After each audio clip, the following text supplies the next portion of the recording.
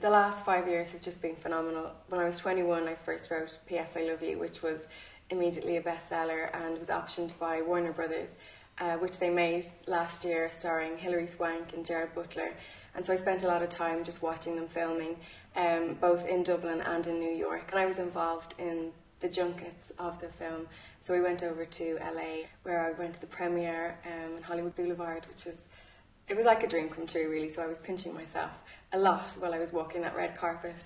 So I've enjoyed the whole thing, and it's just been, I felt like a fan, more like the author of the novel, but I'm really happy with how it turned out. Since then, I've written 4 other novels, and I've been involved in a television show called Samantha Who in America. And so Thanks for the Memories is my latest novel, and I have a new one coming out for Christmas. So it's been a busy 5 years. Thanks for the Memories is a story about how 2 people become connected after a blood transfusion. Joyce Conway is the main character, and after an accident in her home is rushed to hospital and has to have a blood transfusion. The other character is Justin Hitchcock, who is kind of forced to donate blood on a trip to Ireland. He's a lecturer in art and architecture, and as soon as Joyce wakes up in hospital the next morning, she knows that something is different. She can suddenly speak 4 different languages. She has knowledge of the art and architecture, the history of art and architecture, and she's also experiencing somebody else's memories.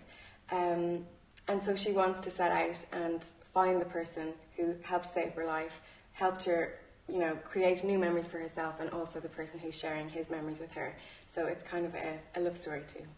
My inspiration just comes from I'm a daydreamer, absolutely every day I live in my head, and I think I absorb just life around me. I was actually watching an ad on television, and it was about the 6 degrees of separation, and one of the images that flashed up was blood going through the tube into somebody's veins, and I thought, wow, we're connected in so many different ways, and I thought, what if through that you're taking on a bit more of somebody, what if you were to experience their memories or their passions and their desires?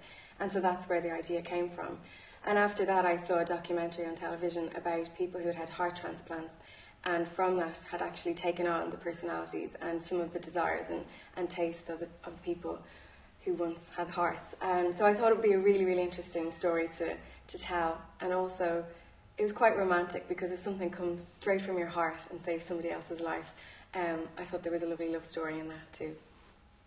I was doing a lot of research with the Irish blood transfusion for Thanks for the Memories, and recently an email came through, and there was a couple who actually did meet in a blood drive while they were both donating blood, and they had met a few years ago, and the month that my book came out, they were actually getting married.